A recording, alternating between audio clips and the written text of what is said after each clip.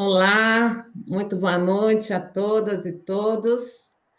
Nossa, estou super feliz aqui de estar com vocês, e em especial em ter aqui o Celso Greco com a gente, uma pessoa que eu conheci há alguns anos atrás, lá em Sorocaba, em São Paulo, um evento sobre bem-estar. Fiquei encantada com a sua fala, né, Celso? E achei muito assim importante trazer você aqui com a gente para essa live, porque a sua bagagem é realmente muito especial. É uma trajetória de vida muito prazerosa, que eu já vi que é também, tanto para você quanto para a gente que te acompanha, e assim, de uma expertise, né, sensacional. Então, eu fiquei muito encantada com sua palestra lá na Facens, e então é uma honra receber você aqui hoje. A gente vai falar aqui de liderança que cuida, né? Esse novo papel do gestor aqui na saúde mental corporativa. É um tema que está sendo muito abordado, né, atualmente, por conta da NR1 que está chegando, e aí está todo mundo muito alvoroçado por conta das novidades que essa norma traz, que, na verdade, depois a gente, né, analisando bem, ela não tem tanta coisa nova, né? Ela tem muito a dizer sobre a NR1, sobre a NR17. Então, agora é a hora do pessoal arrochar um pouquinho mais o passo para a gente colocar a NR17 para funcionar. Mas a gente vai falar disso depois. Então, sejam todos muito bem-vindos e bem-vindas. E eu gostaria de dizer aqui que o Celso Greco, ele como eu falei, né, ele tem mais de 20 anos aí de atuação em projetos que impactaram vários países, não só o Brasil, mas Alemanha, Portugal, África do Sul, Estados Unidos, Jamaica, Angola, né? Eu acho que eu ficaria aqui a noite inteira falando da biografia do Celso Greco, que é riquíssima, né? Ele foi o criador da primeira bolsa de valores, né, sociais do mundo, né, dentro da antiga Bovespa, e que hoje é a atual B3, né? E considerada a pioneira dos princípios, né, de investimentos de impacto, né, um modelo que se tornou referência, né, global. Autor também do livro A Decisão de que o Mundo Precisa, né, que eu indico assim para todos essa leitura maravilhosa, super gostosa, e que traz assim muitos ensinamentos para a gente nesse mundo tão conturbado, né, principalmente na vida corporativa. E é também aí o autor da minissérie Engenharia da Vida. Tem inúmeras premiações que eu já vi, já foi homenageado pela ONU em Nova York. Que mais, Celso? Tem destaques aí em várias revistas, né? Como a Newsweek nos Estados Unidos, a Der Spiegel, que eu não sei como é que pronuncia essa revista, da Alemanha, Alemão é difícil. Spiegel, né? difícil. E assim, tem vários prêmios, enfim, a biografia dele, né, tá lá, a mini bio, tá no nosso Instagram, @ciclos terapias. Mas aí eu vou pedir para o Celso falar um pouco mais sobre ele, que ninguém melhor do que ele para falar sobre ele, porque se eu for ler aqui a biografia dele, né, como eu falei, a gente vai ficar aqui muitas horas, né? Mas antes assim, de passar a palavra, Celso, para você, eu gostaria assim, também de me apresentar, né? Eu sou Josi Almeida, sou naturopata, sou mentora e facilitadora de bem-estar pessoal e organizacional, cofundadora da Ciclos, aqui juntamente com o Júlio César, a Daiane Souza, né? Nós todos aqui somos de Brasília e naturopatas, trabalhamos com práticas integrativas, né? Já atuamos aí dentro das organizações, e a minha trajetória é muito no mundo corporativo, né? E sempre preocupada com seguir o meu propósito, que é humanizar as organizações e, na verdade, humanizar todos os ambientes por onde eu passo, porque às vezes a gente fala assim, olha, não é só a empresa que precisa ser humanizada, não. Eu já estou entendendo que o próprio ser humano está precisando ser humanizado. Então, é nas nossas relações de família, né, de trabalho, de academia, enfim. E aí também falar um pouquinho. E aí eu queria também assim, aproveitar a oportunidade assim, para as pessoas que não tenham tanta acessibilidade assim, com o visual, de dizer que eu estou chegando aqui hoje com uma camiseta na cor terra, estou com um blazer branco, estou usando brincos redondos com uma argolinha, né, um furinho aqui no meio, um colarzinho de muito bem, muito fininho, com um coraçãozinho, um pingente de coração. Meus olhos são castanhos claros. Meu cabelo, ele era preto, mas eu joguei umas luzezinhas assim douradas para melhorar um pouquinho a idade. E falando em idade, já passei dos 50, então, como dizia minha avó, passou dos 15, mulher não fala mais idade, mas já passei dos 50 já há algum tempo. Sou mãe da Michele, mãe do Felipe e vovó do Pietro. Tenho 1,58 m de altura, não cresci muito. O meu cenário aqui atrás tem um abajur de chão, ele tem a cúpula preta, a base de madeira, tem umas plantinhas ali, uma costela de Adão, e eu esqueci o nome daquela peça ali um macramê verde com terra e bege. E é isso, pessoal. Então, eu vou passar aqui para o Celso, para ele se apresentar um pouco mais, e aí a gente volta aqui. Gratidão a todos. Celso. Ah, Josi, obrigado. Obrigado pela introdução. Obrigado pela leitura da minha biografia. Não vou falar mais da minha biografia, não, mas eu já vou começar a puxar um pouco do nosso tema aqui do propósito, te observando você se apresentar e você se descrever. Porque a gente fala sobre a necessidade da inclusão, e da inclusão de todo tipo de perfis de pessoas, né? Pode ser inclusão de pessoas que são pobres ou estão numa situação de pobreza, ainda que temporária, ou de desemprego. Inclusão de pessoas que têm questões motoras, que têm dificuldades visuais, auditivas, né? E você, quando abre essa live, e não é uma live sobre inclusão, é sobre propósito, né? Sobre a gente querer entender que a gente precisa, sim, reconectar essências e humanizar as relações, né, entre pessoas, nas empresas. Mas quando você dá toda essa descrição do teu ambiente, de quem você é, como é que você está, né, buscando essa inclusão, você me lembrou uma conversa que eu tive por acaso esse final de semana com uma amiga e que eu não sei quem foi o autor da analogia, mas que dizia o seguinte, né, que a gente precisa praticar as coisas que a gente quer pra gente. Porque senão é como entrar num restaurante e só ler o cardápio e achar que já almoçou, né? Não é só ler o cardápio. O cardápio, ok, é o guia, mas você tem que ir lá e pedir e ir para o prato, né? Quando a gente fala de somos pessoas inclusivas, somos pessoas que é, nos nossos valores a gente quer que o mundo seja melhor, tem que fazer isso que você fez, né? Tem que dizer assim, olha, então eu vou dar o meu passo, o meu gesto, eu vou descrever para quem talvez não esteja podendo me enxergar. Então, eu acho que já foi um bom começo de conversa sobre o que é agir com propósito. Sai do campo da ideia, sai do campo do desejo, da intenção e vai para a ação. Faz aquilo que está ao seu alcance, no pequeno, todos os momentos, todas as horas que for possível. Então, eu já gostei muito. A gente nem conversou, já estou adorando a conversa. Gratidão. Maravilha, Celso, obrigada.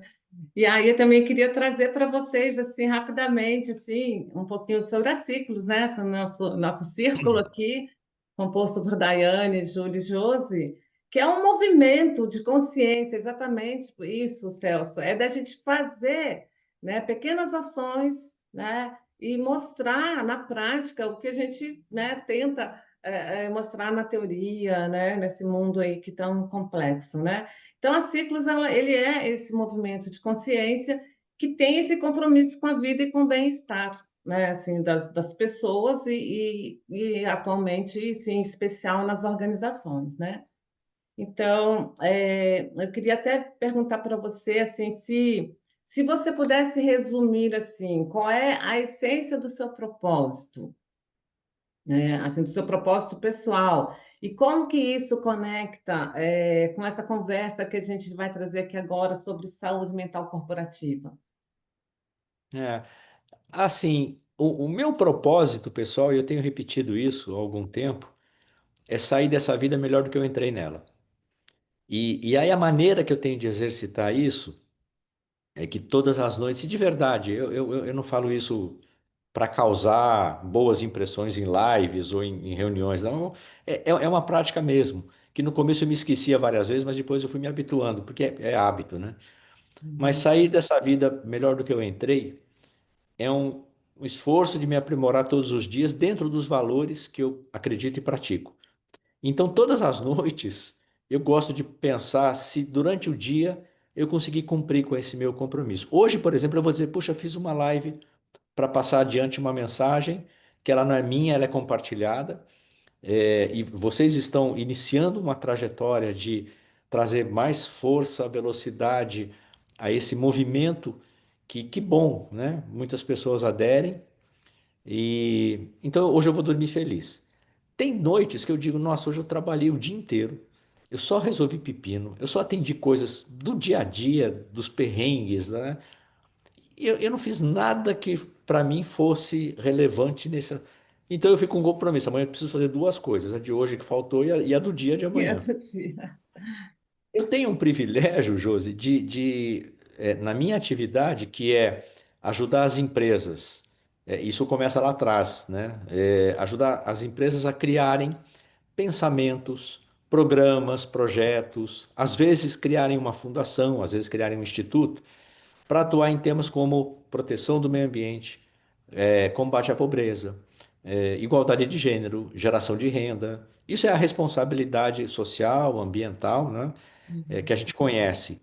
Então, eu já tenho uma atividade que me é muito prazerosa. E eu digo, eu sou um privilegiado, porque eu literalmente sou pago, contratado, para viajar ao mundo, conhecer gente do bem fazendo coisa boa. É isso que me permitiu contar essas histórias no livro, é isso que me permitiu aprender tanta coisa e compartilhar na minissérie, na Engenharia da Vida, né? E é isso que me permite pagar os boletos e ter criado meus dois filhos, que hoje eu tenho um de 34 que mora na Alemanha, um de 36 que mora na China. E essas coisas foram construções de vida. Elas foram acontecendo na minha atividade profissional. Como podem acontecer na atividade de qualquer pessoa. Alguns por natureza, como é o caso da Ciclos, né, de vocês, esse vai ser o ponto central, porque é isso que vocês fazem, humanizar as empresas, né? E, Uhum. e- e tratar da saúde mental, que é tão necessária. E aí, Celso, eu até pego esse ganchinho aí, porque aí eu já estou vendo assim você como um líder, né? E aí eu vejo, levando esse líder, né, de dentro das organizações, eu te pergunto assim, qual que seria a relação, então, entre um líder com propósito, porque na sua fala você trouxe muito o seu propósito, né, pessoal? Então, assim, qual é a relação entre um líder, né, que tem propósito, e a saúde mental de toda a sua equipe? Porque o líder ele é uma peça-chave, ele é uma peça fundamental, né, dentro da organização. É. Vamos lá, deixa eu tentar responder essa pergunta de um jeito interessante e resumido, porque ela é uma história de pelo menos 30 anos, não minha, mas do desenvolvimento, vou falar de Brasil, tá? No mundo, países estão em momentos diferentes, mas de Brasil. 30 anos atrás, o Brasil despertou para o tema da responsabilidade social. Isso vem de uma prática que já acontecia em Inglaterra, Europa, Estados Unidos e outros países, né? Mas aí o Brasil desperta para isso. Então, o que que significa a responsabilidade social? É quando a empresa entende que o papel da empresa é existir, gerar lucro, pagar impostos, desenvolver economia, mercados, empregos, sustentar famílias, né, através dos empregos que ela gera. Esse é o papel da empresa. Mas um novo pensamento chega ao Brasil, mais ou menos 30 anos atrás, de dizer as empresas podem ir um pouco além e voluntariamente colaborarem para o desenvolvimento da sociedade, a partir de uma constatação, que não é possível haver empresas bem-sucedidas em sociedades falidas. Sim. Se uma sociedade começa a falir, fracassar financeiramente, economicamente, etc., a empresa vai mudar de cidade ou de país. O país deixa de ser interessante, multinacionais vão fazer isso. Fechamos a nossa operação neste país A e movemos tudo para o país B. Né? A empresa vai agir desse jeito. Esse pensamento vem numa espécie de contramão de dizer, olha, a gente pode fazer diferente. Nós podemos começar a alinhar um propósito empresarial, uma contribuição que é voluntária, a uma necessidade de desenvolvimento. Isso especialmente no Brasil, que ainda até hoje luta com muita desigualdade, fez muito sentido naquela época. Quando isso começa a acontecer, em algumas empresas foi numa linha de marketing, de imagem. Outras foi porque realmente havia o pensamento legítimo de que é nisso que a gente acredita. Pouco importa, cada um vai por um caminho ou por outro. Na dor ou no amor, todo mundo caminha e chega lá. Mas isso começa a ter uma repercussão com uma nova geração que diz: olha, eu tenho uma visão de mundo, eu quero trazer uma contribuição, ou eu não quero me aliar a um consumo desenfreado, enfim, questões comportamentais de consumidor, de juventude, de geração X, Y, né? E aí eles começam a identificar que algumas marcas, mais do que o produto, elas transmitiam valores, visão de mundo. E aí Uhum. começa a ficar interessante aquilo. Então, esses consumidores começam a preferir essas marcas, que abraçam causas, que dizem, você comprando 1% dessa venda, vou doar para esta causa, Uhum. né? Esses movimentos são percebidos pelas empresas e que dizem, ok, então a gente precisa continuar estruturando isso mais e melhor. É bom para todo mundo. É impossível você olhar para isso por muito tempo sem começar a olhar para o seu público interno. Porque empresas, elas são feitas de pessoas. Boas, né? Pessoas melhores fazem empresas melhores. Pessoas insensíveis geram empresas insensíveis. Pessoas só focadas no lucro vão tocar empresas que só vão olhar para o lucro. Então não tem como você não olhar para a qualidade do profissional que você atrai, que você contrata, para o ambiente que você cria, se você quer ser percebido, visto como uma empresa que é um bom lugar para se trabalhar. Porque você forma um time que, além de entregar resultado, lucro, etc., você quer entregar um valor para a sociedade. Isso é muito bom, isso cria conexões muito fortes. Então, nesse sentido, não tem como um líder que faça uma gestão orientada por valores não olhar para o seu time, porque sozinho ele não chega a lugar nenhum. A minha experiência tem demonstrado que as empresas que mais contribuem e que melhor criam esses tipos de ambientes envolventes, gostosos, que as pessoas participam e adoram trabalhar, têm uma liderança muito forte. A coisa vem do topo para baixo. Uhum. Eu já vi empresas em que todo mundo ali, os colaboradores, gostariam de fazer diferente, mas a liderança é insensível. E aí não muda. E aí, Celso, aí assim, com a sua fala, eu me lembrei de alguns momentos da minha trajetória como gestora em algumas organizações, é, e aí eu me lembrei aqui de alguns momentos, né? Porque o gestor, ele parece uma bolinha de ping-pong, né? Eu sempre falo isso. Ele tem que cumprir metas, né, para a empresa, ele tem que apresentar resultados, né? Isso é uma das funções do gestor, né, dentro do mundo corporativo, principalmente. E ele tem também que cuidar dos seus colaboradores, né, dos seus empregados, servidores, enfim, essa nomenclatura é até um pouquinho É, questionável, né, de colaborador, é, empregado, enfim, mas é. dos trabalhadores ali, né? E aí, então, o gestor, às vezes, ele se sobrecarrega muito, né? Porque como que ele faz isso, né? E aí também tentando alinhar ali todo o seu propósito pessoal a essas metas, né, corporativas sem se sobrecarregar. Como é que ele faz isso? Entendeu? Ele Porque você precisa de vê, ajuda. saí do mundo corporativo uma época atrás, eu falei, não aguento mais. Eu falei, se chega, deu, porque tá complicado esse mundo.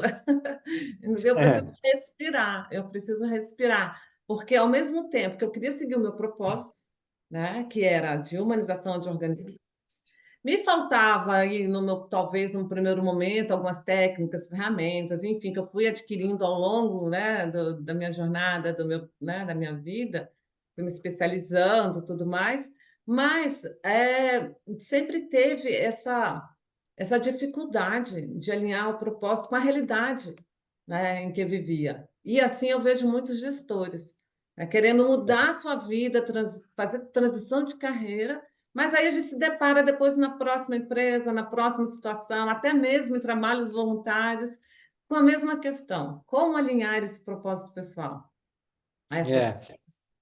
Olha, Tem precisa de receita? ferramenta, precisa de disciplina, precisa de ferramenta, precisa de apoio.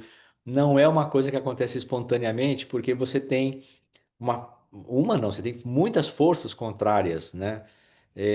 A empresa jamais vai deixar de cobrar resultado, performance, entrega, meta, objetivo. Então a gente não pode romantizar, com raríssimas exceções, mas a gente conta nos dedos empresas em que o fundador atingiu, e olha, é o fundador, né? Assim, é uma pessoa que um dia criou aquilo, que herdou e diz, bom, eu vou mudar, vou dar um rumo diferente. E ele consegue trazer essa missão, esse propósito tão para o cerne, tão para o centro da empresa, que ele se preocupa primeiro com isso e depois com o lucro. Mas a empresa já está muito bem estabelecida, já tem o mercado colocado, já paga salários que as pessoas estão felizes, o fundador já construiu seu patrimônio. Então, eu não tiro o mérito, eu só estou dizendo, isso é muito raro, não é o dia a dia. O dia a dia é o do equilíbrio dos pratos, né? Aquela coisa do, parece do circo, tem que ficar girando o prato do propósito, agora o do lucro, agora da despesa, agora o da receita. É assim que funciona. Sozinho é difícil fazer. Então, é onde eu vejo uma validade enorme nos fóruns, nos encontros, nas consultorias, assessorias pessoais ou mais empresariais, mas o tempo inteiro você precisa de encorajamento e instrumento, encorajamento e meios de implementar e de resistir, de desenvolver resiliência. Porque é isso, é o quadro que você descreveu. As empresas nunca vão deixar de cumprir com uma performance. Não, aí Sim, seria romantizar, achar que sim. pode ser só um propósito, né? Uhum. Certo. E aí, assim, a gente parte então assim, de que as empresas não, sem propósito claro, né, elas não conseguem manter essas equipes também motivadas, né? E saudáveis, né? Você passa a ter uma relação que ela é uma relação de troca pura, mercantilista. Eu tenho uma mercadoria para te oferecer, meu tempo, um pedaço da minha alma, minha saúde. E aí, conforme o salário que você me pague, é o tempo que eu vou aguentar nesse comércio. E às vezes você fala assim: ah, não, eu não estou conseguindo reajustar esse preço faz tempo, porque é preço, aí não é valor. Não, é. A relação mercantilista, ela se estabelece na base de preço, né? Você não tem valor nela, explícito, forte, presente, porque o que rege a relação é o preço. Eu me lembro de alguns casos desenvolvendo projetos, né? A gente eu já estudei para criar pensamento e argumento para empresas para as quais eu estava fazendo consultoria. Muitos anos atrás, eu vi. As empresas escrevem visão, missão, valores, né? Fazem isso ainda. Geralmente são textos que nascem lá do topo, contratam Tá alguém bem para escrever, pronto, né? bem pronto, ninguém lembra do que está escrito. Você pega para alguém e fala assim: vamos lá, repita aí, visão, missão, valores. Aí o cara vai mais ou menos tentar acertar o texto. Mas não Hum. guarda, aquilo não está no coração. E muitos anos atrás eu vi o da Boeing, não sei se eles ainda usam, mas o da Boeing era: fazemos aviões que possam transportar as nossas famílias. Isso era visão, missão, valor, tudo junto. Qual é a grande questão da companhia aérea? Segurança. Todo o resto é periférico, né? Todo o Uhum. resto essa companhia serve um lanchinho, a outra me dá amendoim. Ah, tem Ah, essa uma poltrona companhia maior, uma poltrona a menor. outra é mais apertadinha, mas também eu paguei barato. Mas isso é a bandeira da companhia aérea. O avião é o Boeing. O avião Uhum. é ele. Quem põe mais cadeira, menos cadeira, tripulação gentil, tripulação Uhum. chata, é a companhia aérea que está operando. A Boeing era: faço aviões que possam transportar as nossas Uhum. famílias.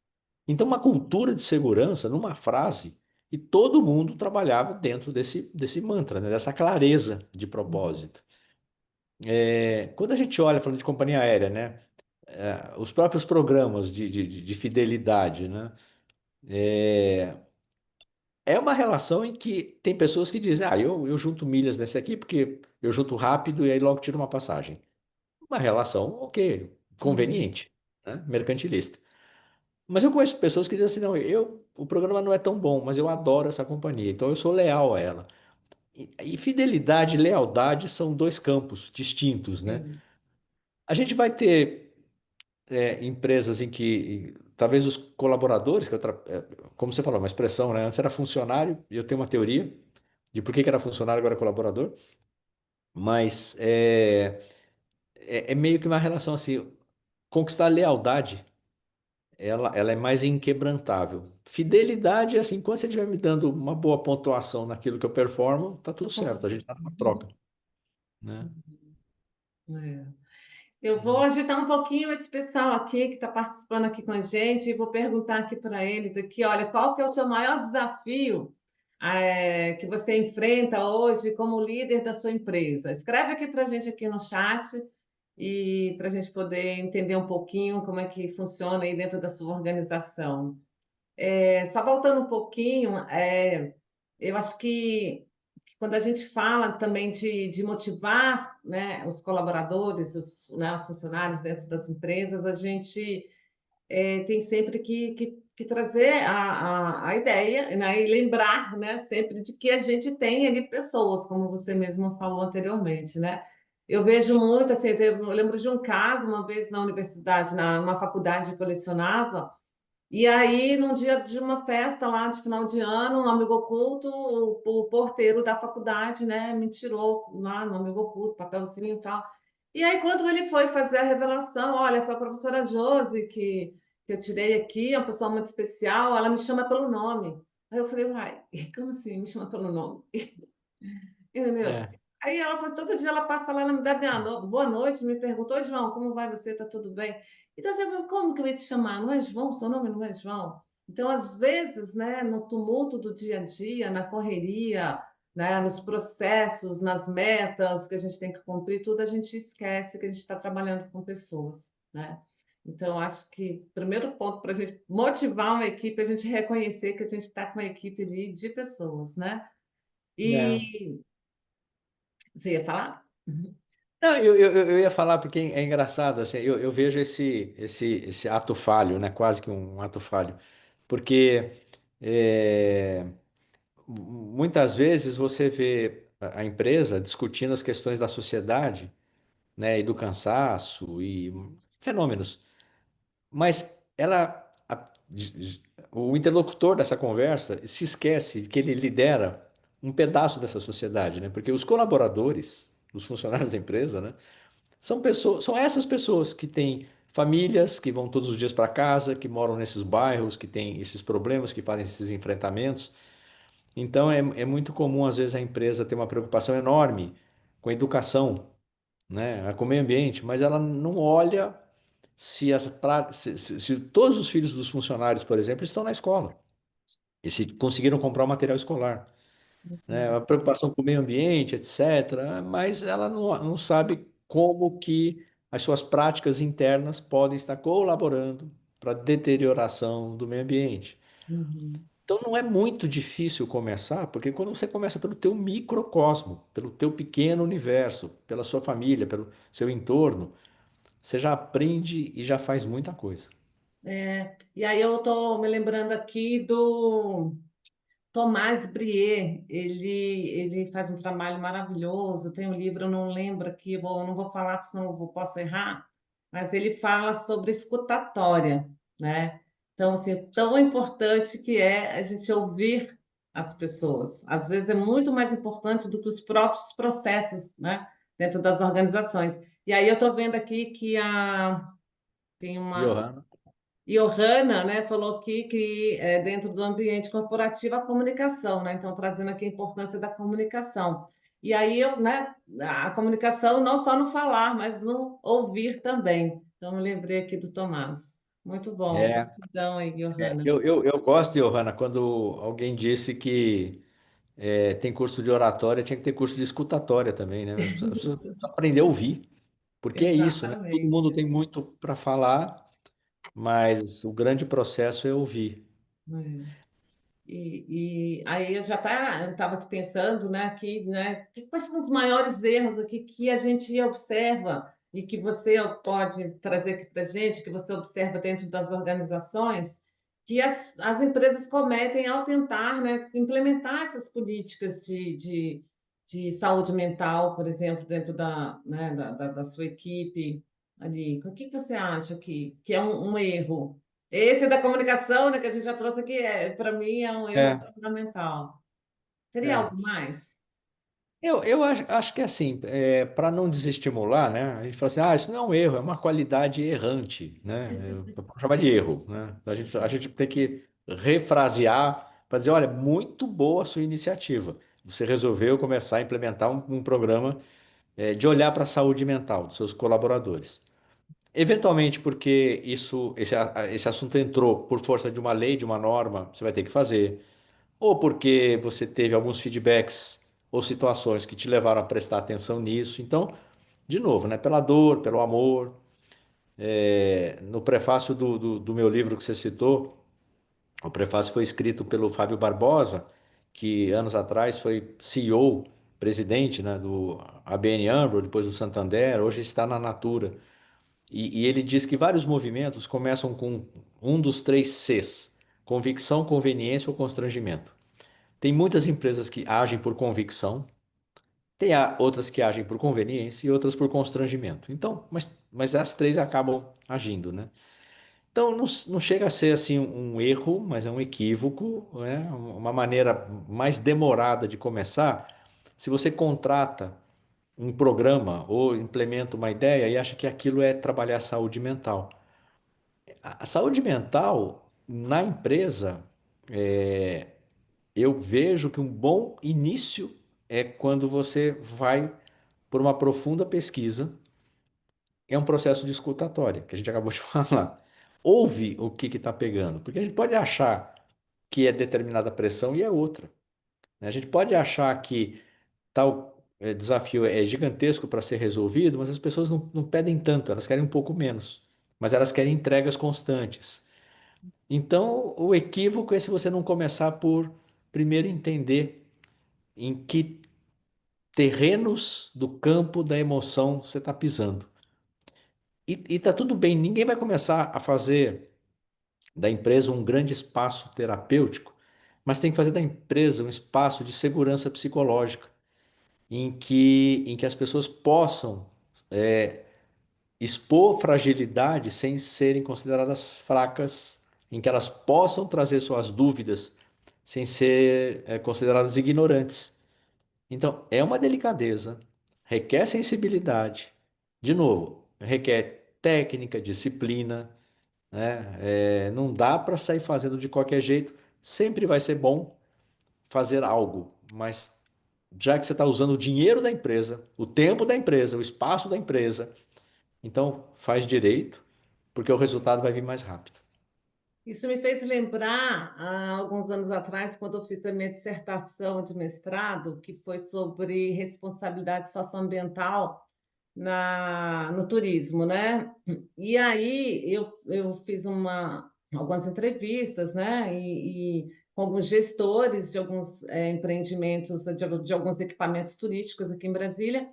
E aí a gente chegou justamente nesse ponto aí que você trouxe agora, de saber fazer, né, e tem empresas que fazem porque a norma exige, porque a legislação, né, exige, mas aí não fazem, né, tão bem feito, mas enfim, já pelo menos já iniciaram, isso já é um bom resultado.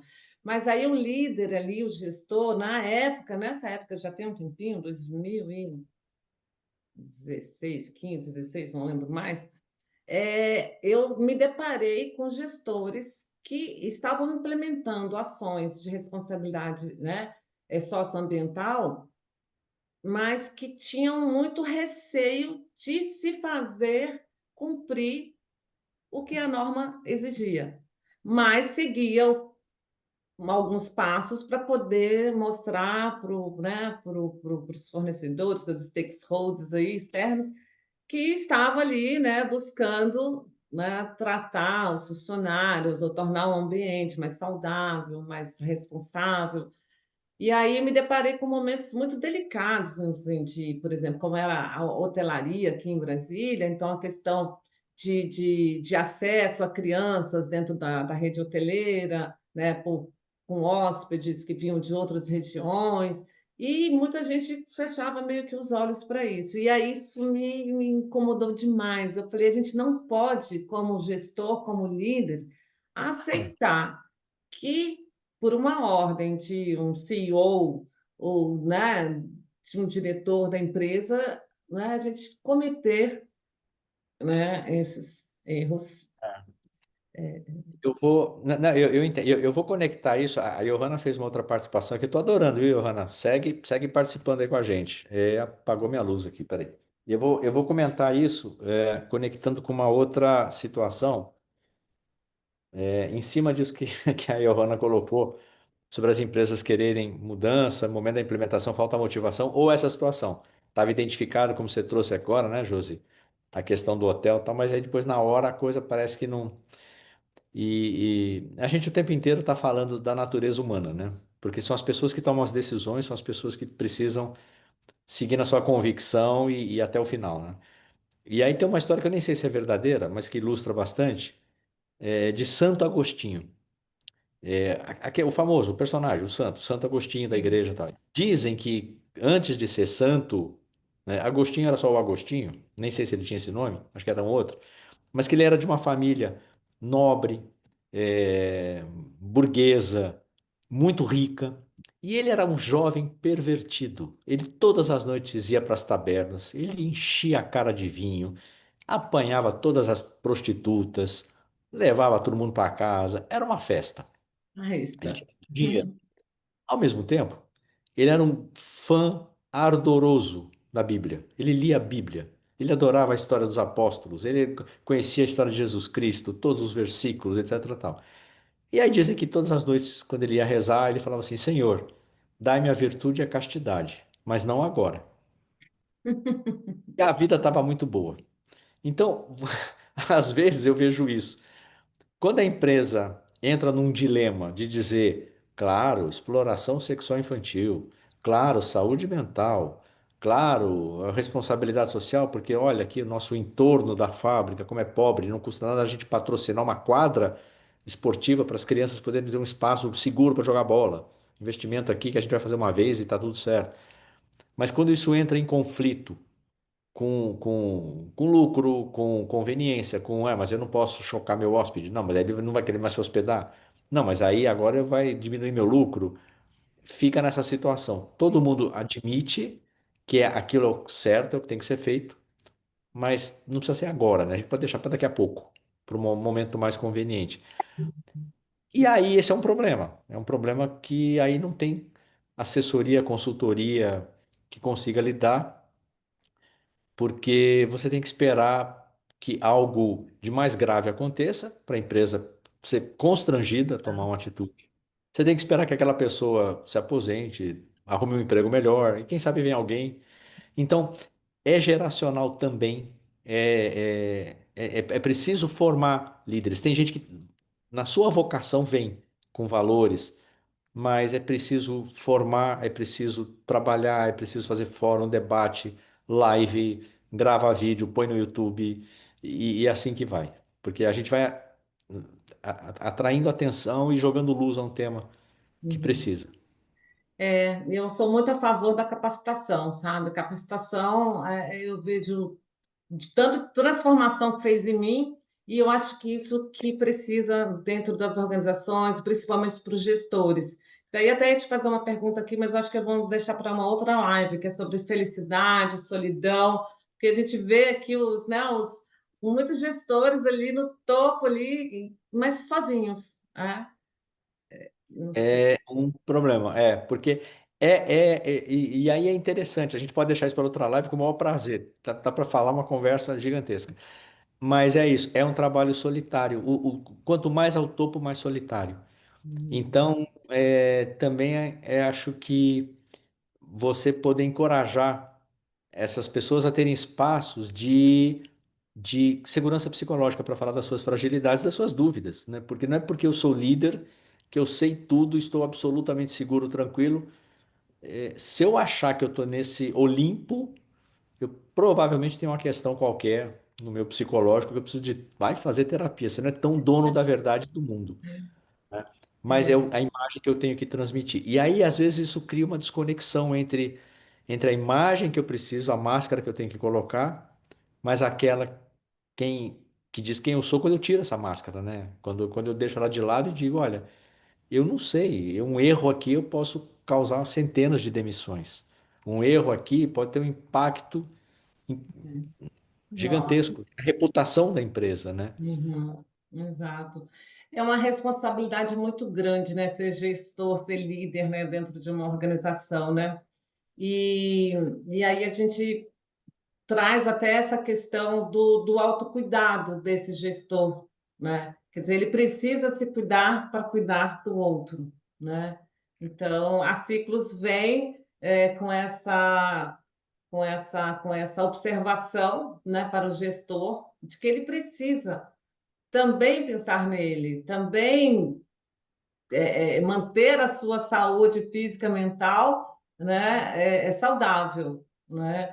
E a gente vê que, porque assim, quando a gente fala de NR1, e aí a gente não vai poder falar aqui, porque é muito assunto para uma live só, a gente, né, quando a gente traz ali a NR1, falando assim, olha, ela está trazendo um monte de novidades, e como eu falei no início da nossa live, não tem tanta novidade, né? Alguns ajustes, né? Que, na verdade, a NR1 ela vai trazer um foco maior para essa questão do cognitivo, né? Porque dentro da organização, ali, o fator humano, ele tem ali o lado organizacional, que são os processos, as práticas, né? Tem ali o lado físico, que é a parte da ergonomia de cadeira, de mesa, né? E a ergonomia não é só também o físico, né? Envolve tudo isso também, né? O organizacional, o físico e esse cognitivo. E, e aí tem também, quando a gente fala, então a NR1, que eu queria dizer, é que ela traz justamente essa ergonomia cognitiva, que é onde vai trabalhar a atenção, as relações, as emoções de cada pessoa, né? Trazer aí, concentrar tudo isso na saúde mental. E levando em consideração que todo o ser humano é um ser integral, né? Então, não dá Certo. para a gente falar assim, como você falou aí, de colocar a máscara, né? Uma coisa que sempre me incomodou muito dentro das organizações, quando eu era contratada para gestar ali para gerenciar algum projeto, tudo, eu ficava assim, gente, como é que pode? O diretor chegava e falava assim, olha, você tem que ser maquiavélica, você tem que ser durona com a equipe, etc e tal, o pessoal tem que vestir a camisa. Esse vestir a camisa, para mim, ele dói aqui na minha alma, porque não é vestir a camisa, entendeu? Da felicidade, da alegria ali, quando eu estou lá dentro da minha casa, sei lá, com falta de gás, com problema de filho que tem uma deficiência, que tem um problema na escola, entendeu? Quando o meu salário não dá para pagar as contas, quando lá tem um problema de saúde de algum integrante da família, enfim, não dá Não. para a gente vestir essa máscara ali do funcionário feliz se ele realmente não está feliz. E aí a gente vai fazer uma live depois sobre felicidade. Eu já te convido aqui agora. Vamos. Vamos. E aí você sabe, não dá, e também não dá, Josi, assim, para que. muitas outras pessoas, é muito importante o que vocês estão fazendo com a Ciclos, mas se todo mundo que estiver insatisfeito sair para montar uma consultoria, vai ter mais consultoria do que empresa transformada. Então a gente precisa fazer esse trabalho de formação, de encorajamento, para que essas pessoas continuem na empresa e transformem ela por dentro. Para que elas entrem dizendo, ok, meu mandato aqui, eu vou cumprir com ele, mas eu vou fazer do meu jeito. Então, é um processo educacional, ele é pedagógico e a gente precisa ter essa rede de formação de pessoas, de Uhum, encorajamento, de resiliência, né? Para trazer essa prática para dentro das empresas, porque o discurso ele vai sempre ser feito. Nenhuma empresa vai dizer assim, olha, aqui nós não damos importância para a saúde mental. Escreve isso no relatório. Não, ninguém vai nunca. dizer. Nunca. Agora vai praticar isso, né? Aí, de novo, eu vou citar aqui a Johanna, que está participando com a gente no chat. Falta comprometimento que sustenta e colocar a prática. É isso, né? É o Exatamente. exemplo que você entra no restaurante, lê o cardápio e diz, ok, estou satisfeito, a conta. Uhum. Não. Não Só é ler o assim. cardápio não te alimenta. Você vai É. continuar com fome, né? Então não adianta. Muitas empresas leem o cardápio, publicam o cardápio e dizem, nossa, barriga cheia, vamos embora. Exatamente. Celso, eu Bom, estou vendo aqui o tempo. Eu queria muito ficar contigo aqui horas e horas e horas, mas assim, não posso tomar muito tempo seu e nem dos participantes aqui. São 19h51, mas eu já vou entrando aqui nos finalmente aqui. É, eu queria dizer para vocês também que esse momento aqui é um momento de esquenta, né? Essa nossa live aqui é um momento de esquenta para a nossa imersão, que vai acontecer no dia 26 de setembro agora. Vai ser um dia praticamente todo, de 8h30 às 19 horas, num espaço maravilhoso, que é o Espaço Astreia, aqui em Brasília, no Lago Sul, super lindo, um contato com a natureza, muito bom. bom. Então, eu acho que é fundamental também para os gestores, entendeu? Fazer essa reconexão com a natureza, que é o que nos traz força, né, para o nosso dia ali. E então convido a todos e todas vocês aqui para participarem com a gente dessa imersão, que vai trazer essa parte legal da NR1, legal no sentido de norma, né? Jurídica e tal, mas também vai trazer todo esse trabalho, esse cuidado que o gestor tem que ter com ele mesmo, né? Trabalhar esse seu lado emocional, seu lado de atenção plena, né, de cuidado, né, de si mesmo, né?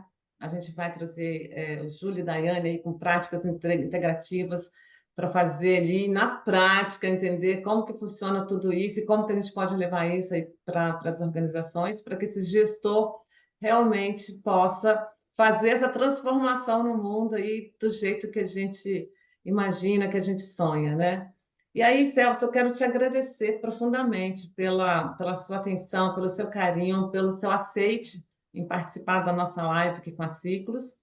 É, e queria também, bom, passar para você aí fazer um fechamento final, uma mensagem final aqui para os nossos convidados, mas também eu queria que você colocasse aí para a gente o seu Instagram, onde que a gente encontra o Celso.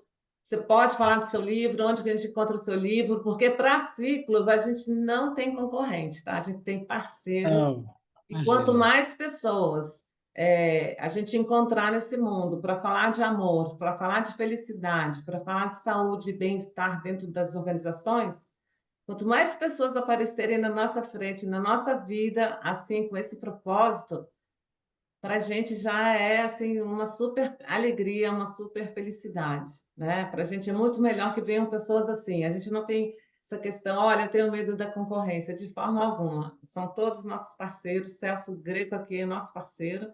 Então, diz aí para a gente como é que a gente encontra você. Ah, não, olha, bom, primeiro, obrigado pelo convite, eu espero que venham outros. Eu vou estar com a voz diferente, vocês estão notando que a Fica à garganta tá, vontade. né? Mas as ideias, espero trazer ideias diferentes também, mas nessa mesma linha, né?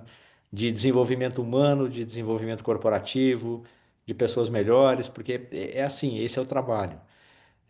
O meu Instagram é Celso Greco, esse Greco com dois Cs, né? O livro que você citou é esse aqui, tá? A Decisão de que o Mundo Precisa, ele está Segunda edição, acho que na Amazon dá para comprar. Sim. Engenhariadavida.com.br é uma minissérie que eu fiz com a Facens, onde a gente se conheceu, a faculdade de Maravilhosa, aham. Sorocaba, né? Facens e a minissérie. Aham. A minissérie engenhariadavida.com.br está numa plataforma da Hotmart. E acho que como, assim, além de te agradecer muito por esse espaço, para mim, realmente hoje eu vou dormir dizendo, ufa, cumpri com a minha missão. E não tinha, olha, o dia que eu tive hoje, não tinha feito nada, é, eu ia dormir em falta. Amanhã eu tento fazer duas coisas. Eu já fiz a de hoje, que foi essa live aqui. Mas eu acho que o recado é a gente se juntar. Parece pouco, parece pequeno, mas você sabe que eu gosto, no autocuidado, eu faço corrida de montanha, corrida mesmo, né, de Sim. percursos longos e tal. E uma das coisas que a gente leva no, num kit de primeiro socorro é um cobertor de alumínio, né, aquela manta de alumínio que é fininha, mas se você tiver uma situação que você tem que esperar um resgate, você se enrola nela. E aí um dia uma médica de resgate de esportes de montanha e tal falou assim, olha, você leva uma vela, aquela vela pequenininha que você põe assim para acender sachê de coisa que fica soltando cheirinho, sabe aquela coisa? E o isqueiro, lógico, né? Um fósforo. Porque se você tiver uma situação, pode estar frio, você se enrola no cobertor e no meio das pernas você acende essa velinha e fica ali enrolado. Isso vai te esquentar.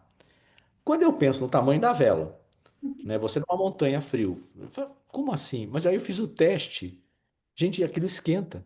Realmente dá um conforto.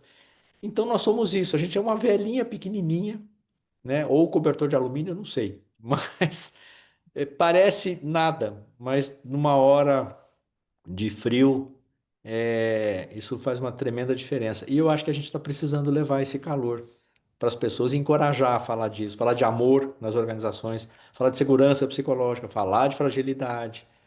E dizer que as empresas podiam mudar de recursos humanos, o nome do departamento, para relações humanas. Continua sendo RH na mesma, né? Mas aí, ao invés de recursos, relações humanas. E aí talvez mude a tônica. Exato.